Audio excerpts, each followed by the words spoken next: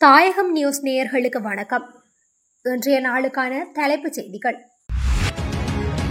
Japan இலங்கை இருதரப்பு வர்த்தகம் மற்றும் முதலீட்டு உறவுகளை மேலும் வலுப்படுத்துவதோடு தனியார் துறையை அதற்கு ஊக்குவிப்பதற்கும் இலங்கையில் வளர்ந்து வரும் பொருளாதார வாய்ப்புகளை ஆராய்வதற்கும் கைகோர்க்குமாறு ஜனாதிபதி அனுரகுமார திசாநாயக்க ஜப்பானிய வர்த்தக சமூகத்திற்கு அழைப்பு விடுத்தார். ஜப்பான் வெளிநாட்டு வர்த்தக அமைப்பு தலைமையகத்தில் நேற்று இடம்பெற்ற ஜப்பான் இலங்கை வர்த்தக மன்றத்தில் உரையாற்றும் போதே ஜனாதிபதி இவ்வாறு தெரிவித்தார். தெற்கு அதிவேக நெடுஞ்சாலையின் உடுகாவ பகுதியில் சாரதிகள் மற்றும் பயணிகள் ஓய்வெடுக்க அரையொற்றை அமைக்க அரசாங்கம் முடிவு செய்துள்ளது. துறைமுகங்கள், கப்பல் போக்குவரத்து மற்றும் சிவில் விமான போக்குவரத்து அமைச்சின் செயலாளர் பேராசிரியர் கபில சி.கே. பெரேரோ இதற்கான அடிக்கல் நாட்டியுள்ளார். இந்த ஓய்வு பகுதி மாத்தறையில் உள்ள கொடகம மற்றும் கொக்மாடுவ இடையேயான 119 கிலோமீட்டர் எல்லைக்கு அருகில் கட்டப்படவுள்ளமை குறிப்பிடத்தக்கது.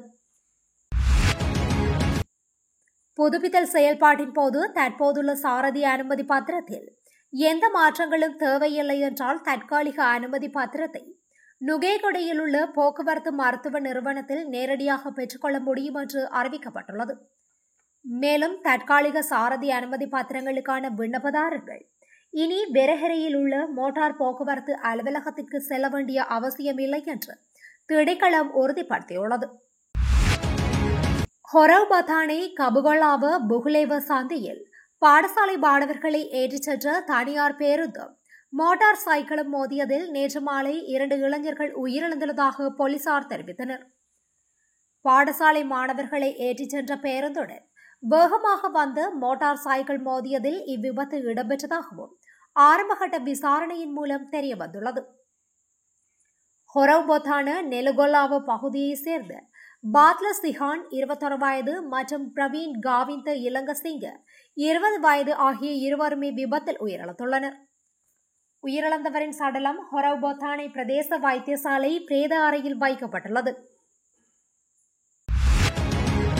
வடமத்திய மற்றும் கிழக்கு மாகாணங்களுக்கும் வவுனியா, முல்லைத்தீவு மற்றும் மொனராகலை மாவட்டங்களுக்கும் வெப்பமான வானிலைக்கான எச்சரிக்கையை வானிலை ஆய்வுத்துறை வெளியிட்டுள்ளது. அமுலுக்கு வரும் வகையில் 8 மாவட்டங்களுக்கு ஆம்பர் எச்சரிக்கைகள் விடுக்கப்பட்டுள்ளன. மனித உடலில் உணரப்படும் வெப்பநிலையான வெப்ப குறியீடு மாவட்டங்களில் சில இடங்களில் எச்சரிக்கை நிலை வரை அதிகரிக்க வாய்ப்புள்ளது என்று திணைக்களம் கூறுகின்றது. கொழும்பு முகத்துவார பகுதியில் 10 கைக்குண்டுகள் அடங்கிய பையொன்று மீட்கப்பட்டுள்ளது. முகத்துவாரம் போலீஸ் நிலையத்திற்கு அருகிலுள்ள வாகன தரிப்பிடத்திலிருந்து இந்த கைக்குண்டுகள் அடங்கிய பையினை பயங்கரவாத விசாரணை பிரிவினர் மீட்டுள்ளதாக போலீசார் தெரிவித்துள்ளனர்.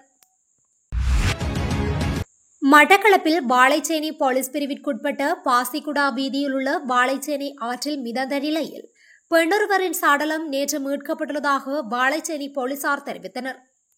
சடலமாக மீட்கப்பட்டவர் வாழைச்சேனை பகுதியைச் சேர்ந்த 48 வயதுடைய பெண்ணொருவர் என போலீசார் தெரிவித்துள்ளனர். கடந்த சில நாட்களாக மரக்கறிகளின் விலை குறைவடைந்துள்ளதாக கொழும்பு தம்புள்ளை பொருளாதார மத்திய நிலையம் தெரிவித்துள்ளது.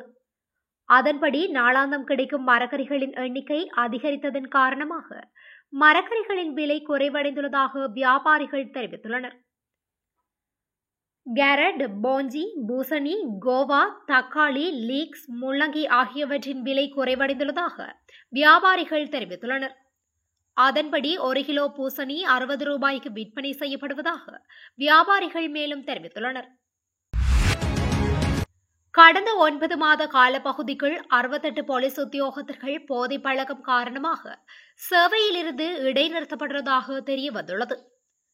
கண்டியில் நடைபெற்ற போதைப்பொருள் பழக்கத்துக்கு அடிமையானவர்களுக்கு மறுவாழ்வு அளிக்கும் நிலையம் ஒன்றுக்கான அடிக்கல் நாட்டும் விழாவில் கலந்து கொண்டு கருத்து தெளியும் போது பொதுமக்கள் பாதுகாப்பு அமைச்சர் ஆனந்த் விஜயபால குறித்த தகவலை வெளியிட்டுள்ளார்.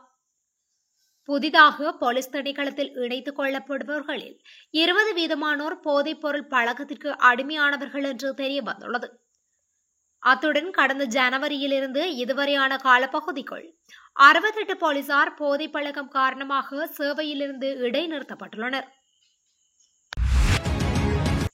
பல்கலைக்கழக ஆசிரியர்கள் சம்மேளனம் நேற்று அடையாள புறக்கணிப்பு நடவடிக்கையொன்றை முன்னெடுக்கவுள்ளதாக அறிவித்துள்ளது. பல்கலைக்கழக கட்டமைப்பில் உள்ள குறைபாடுகளை நிவர்த்தி செய்ய அரசாங்கம் நடவடிக்கை எடுக்க தவறியுள்ளதாக தெரிவித்தே பணி புறக்கணிப்பில் ஈடுபடப் போவதாக பல்கலைக்கழக ஆசிரியர் சங்க சம்மேளனம் அறிவித்துள்ளது. அங்கு தொடர்ந்தும் கருத்து வெளியிட்ட அவர், அரசாங்கம் ஆட்சிக்கு வந்து 1 வருடம் ஆகிவிட்டது. ஆனால் அரச பல்கலைக்கழகங்களில் உள்ள நெருக்கடிகளுக்கு இன்னும் தீர்வு காணப்படவில்லை. அத்துடன் தற்போது அரச கல்வி வீழ்ச்சியடைந்து கடுமையான நெருக்கடியை எதிர்நோக்கியுள்ளது. பல்கலைக்கழக பேராசிரியர்களின் பற்றாக்குறை தற்போது கடுமையான நிலையில் காணப்படுகின்றது என்றும் தெரிவித்துள்ளார். ஏனையின் வீதியில் மிகிந்தலை பலுகஸ்வேவ பகுதியில் இடம்பெற்ற வாகன விபத்தில் 3 பேர் படுகாயமடைந்துள்ளனர். கதிர்காமத்தில் இருந்து யாழ்ப்பாணம் நோக்கி பயணித்த தனியார் பேருந்துடன் அதற்கு பின்னால் வந்த லொரியொன்று மோதியதில் இவ்விபத்து நேர்ந்துள்ளது. இவ்விபத்தில் பேருந்தில் பயணித்த 3 பயணிகள் காயமடைந்ததில் மிகிந்தலை பிரதேச வைத்தியசாலையில் சேர்க்கப்பட்டுள்ளனர். சம்பவம் தொடர்பில் மிகிந்தலை போலீசார் விசாரணைகளை மேற்கொண்டு வருகின்றனர். 2009ஆம் ஆண்டு கொழும்பு நாரகேன்பிட்டி பகுதியில் தமிழ் வர்த்தகர் ஒருவரை அச்சுறுத்தி அரிசி பாரவூர்தியொன்றை கொள்ளையிட்ட சம்பவத்துடன் தொடர்புடைய சந்தேக நபரான சம்பத் மணப்பேரியை கைது செய்து நீதிமன்றத்தில் முன்னிலைப்படுத்துமாறு பிடியாணை பிறப்பிக்கப்பட்டுள்ளது. கொழும்பு மேல் நீதிமன்ற நீதிபதி ரசாந்த கொடவில் இந்த உத்தரவை பிறப்பித்தார். மித்தனிய பிரதேசத்தில் ஐஸ் போதைப்பொருள் தயாரிப்பதற்கான மூலப்பொருட்கள் அடங்கிய 2 கொள்கலன்கள் கண்டுபிடிக்கப்பட்ட சம்பவம் தொடர்பில் சம்பத் மணப்பேரி விளக்கமறியலில் வைக்கப்பட்டுள்ள நிலையிலேயே தற்போது இந்த உத்தரவு பிறப்பிக்கப்பட்டுள்ளது. யாழ் சாவகச்சேரியில் மோட்டார் சைக்கிளும் காரும் ஒன்றுடன் ஒன்று மோதி விபத்துக்குள்ளானதில் 2 படுகாயமடைந்துள்ளதாக போலீசார் தெரிவித்துள்ளனர். குறித்த விபத்தானது நேற்று மாலை சாவகச்சேரி நுணாவில் பைரவர் கோவில் சந்தியில் இடம்பெற்றுள்ளது. இதன்போது காயமடைந்த நபர்கள் சிகிச்சைக்காக சாவகச்சேரி வைத்தியசாலையில் அனுமதிக்கப்பட்டுள்ளனர்.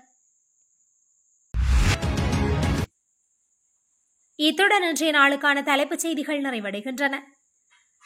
மேலும் இதுபோன்ற செய்திகளை உடனுக்குடன் அறிந்து கொள்ள தாயகம் நியூஸுடன் இணைந்திருங்கள். நன்றி, வணக்கம்.